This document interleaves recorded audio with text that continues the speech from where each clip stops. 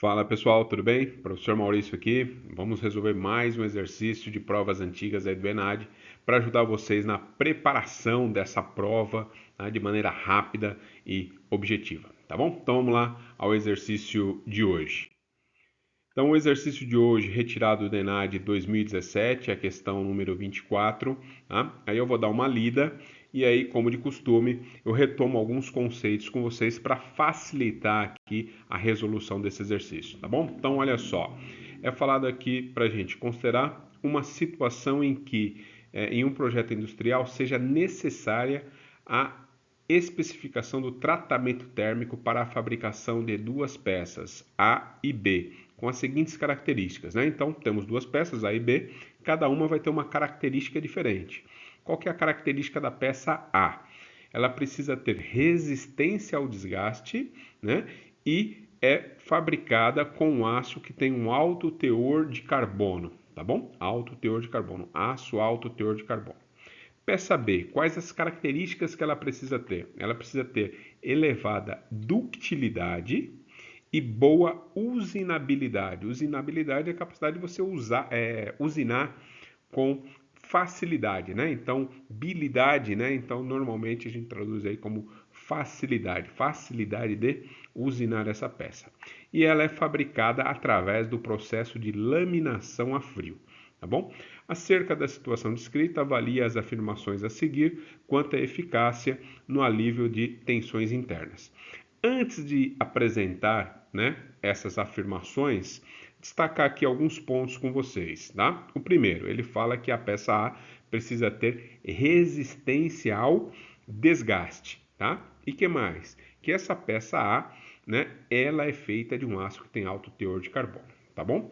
Outra informação importante, a peça B tem ou deve ter alta ductilidade e boa usinabilidade, tá? E aí, né, a gente vai avaliar tudo isso, né, contando que essa peça B, ela foi fabricada pelo processo de laminação a frio, tá? Vocês vão ver que vai ter uma, né, incompatibilidade dessas duas coisas, a gente vai discutir rapidamente, tá? E por fim, só destacar aqui, ele quer que a gente avalie, né, a eficácia aí no alívio das tensões internas dessas peças A e B. Tá? Eu vou puxar rapidinho aqui, ó, um esquemático de uma curva tensão-deformação. É uma curva que eu já usei em exercícios anteriores aí, né, desses ENADs que a gente está resolvendo. Tá? Eu acho que vai ajudar bem a gente aqui, ó. Olha só, a peça A, de repente, ela pode ser caracterizada por essa curva azul. É uma curva que tem alta resistência mecânica, tá bom? E tem pouca ductilidade, tá? Então a ductilidade é a capacidade que você tem de deformar plasticamente. Então aqui está o eixo da deformação. Quanto mais deformar antes de quebrar, mais dúctil é esse material, tá bom? Então a primeira peça, a peça A, pode ser considerada uma peça, entre aspas, aqui, frágil, né? Então, frágil, lembra lá que a gente já falou, né? Frágil ao contrário de dúctil, tá bom? Então, frágil para a gente tem baixa capacidade de deformação plástica, tá? Então, importante aqui que a peça A vai ter esse comportamento, alta resistência. Para quê? Para poder resistir ao desgaste. Tá? Imagine que antes dela assumir essa característica, ela era do material, desse material, e o material se comportava dessa maneira, ou seja, tinha baixa resistência e tinha alta ductilidade. Então, se você tem uma peça, mesmo com alto teor de carbono, que tenha essa característica, como que você faz para pegar o material dessa situação e transformar nessa? Por meio de tratamento térmico, tá, turma? Então você vai fazer isso fazendo um tratamento térmico. E normalmente, né, esse tratamento térmico é um tratamento de têmpera, seguido de um processo, né, um tratamento chamado revenimento, tá? Então seria a têmpera e o revenimento. Então olha só, imagine, você tem um material, você vai aquecer esse material numa determinada temperatura, né? Dentro de uma região onde você só tenha uma fase que a gente chama de austenita, tá bom? Não vem muito ao caso aqui, mas você aquece esse material no campo lá da austenita e depois resfria rápido, né? Cada material, claro, o rápido é diferente, né? Tem material que se você resfriar ao ar, isso já é rápido. Tem material que para resfriar rápido tem que ser no óleo. Tem material para resfriar rápido tem que ser na água, tá certo? Ou seja, você tem que dar um choque térmico, tá? Então, a têmpera é isso, você aquece e resfria rápido, tá? Têmpera.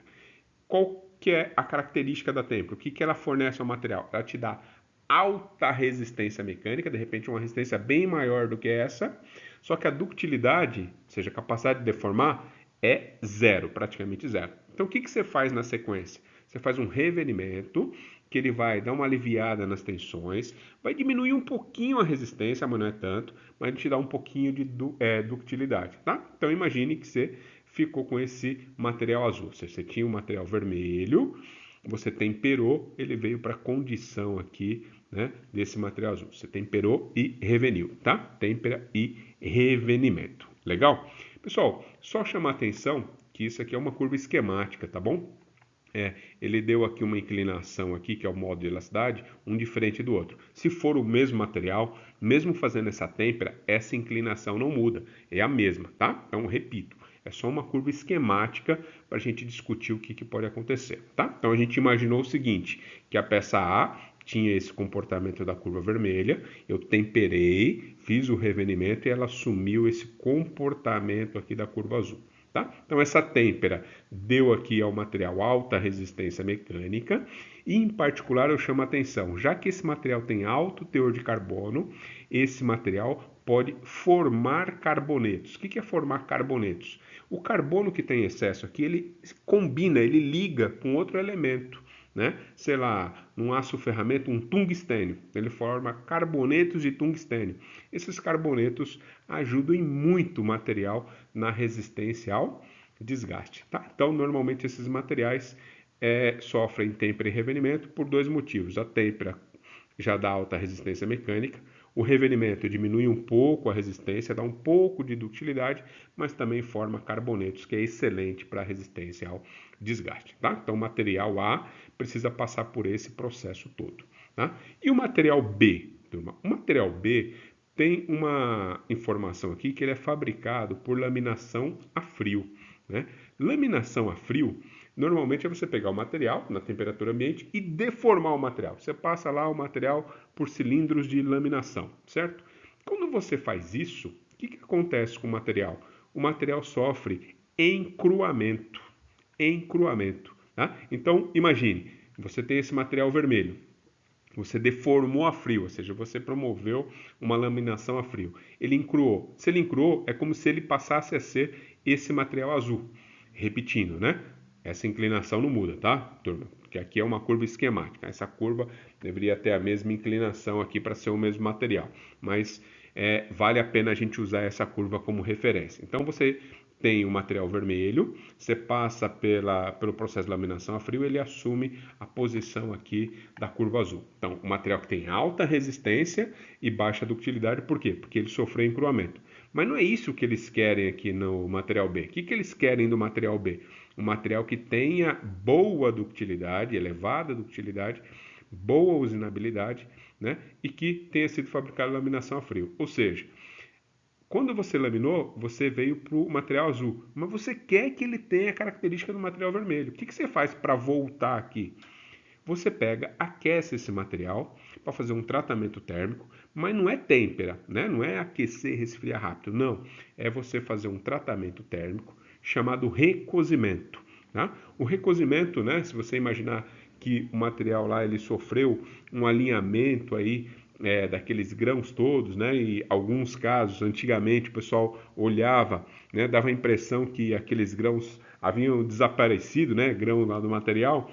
E aí ele então aquecia e esses grãos reapareciam, ou seja, você recristalizava esse material, né? Então, normalmente o pessoal, quando fala de recozimento, associa também a palavra junto aqui, recristalização, tá? Então, o recozimento, ele vai promover essa recristalização, vai aumentar o tamanho de grão do material.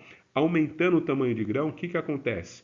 A resistência cai e a ductilidade aumenta, tá? Então, o recozimento vai ter esse papel, aumentar o tamanho de grão, diminui resistência, aumenta a ductilidade. Então, qual que é a nossa conclusão? Antes até mesmo de ler o restinho aí do exercício. Que o material A precisa passar por têmpera e revenimento e que o material B precisa passar por recozimento porque ele sofreu uma laminação a frio, tá? Então, vamos aqui ao resto do enunciado. Então, ele fala assim, ó, afirmação 1. É necessário, após a fabricação da peça B, processo de têmpera. É verdade isso? Não, não é verdade, né? A gente acabou de discutir, é falso isso aí. Afirmação 2. É necessário, após a fabricação da peça A, um processo de têmpera e, em seguida, um processo de revelhamento. O que vocês acham aqui? Verdadeiro, né? A gente acabou de discutir. Afirmação 3. É necessário, após a fabricação da peça B, processo de têmpera e, em seguida, processo de revelhamento. Ou seja, você não vai aplicar a têmpera no material B, né? A gente já discutiu, essa afirmação é falsa, tá? Afirmação número 4, ele fala, é necessário, após a fabricação da peça B, processo de recozimento. Tá vendo aqui, ó? Peça B, depois de encruar, você vai aplicar o recozimento. Então, é verdadeiro isso daqui. E a última afirmação, ele fala que é necessário, após a fabricação da peça A, um processo de recozimento. Não, não é verdade. A peça A passa por têmpera, né? Então, isso aqui é falso. Tá? Então, vamos pegar aqui esses falsos e verdadeiros e associar aí com as respostas ou possíveis respostas que o exercício passou para a gente. Olha só. Então, aqui está, né, as possíveis respostas. O que a gente vai ter que anotar aqui? Ele fala que é correto apenas o que se afirma, ou seja, qual que é o verdadeiro? Né? Verdadeiro é a afirmação 2 e essa afirmação que é a afirmação número 4. Vê aí se tem alguma possibilidade dessa. Tem aqui o item C, né? Ou seja, a afirmação 2 e a afirmação 4 são afirmações verdadeiras. Tá certo, turma? Veja, eu demorei um pouquinho para resolver o exercício, porque eu retomo alguns conceitos com vocês, mas veja que é um exercício bem rápido, tá? É basicamente o tempo de ler o enunciado e riscando aquilo que não interessa. E aí, se tiver alguma dúvida, aí você faz algum esboço, relembra algumas coisas, que é o que a gente fez aqui. Tá bom, turma? Então, até o próximo exercício. Qualquer dúvida é só procurar a gente. Até mais.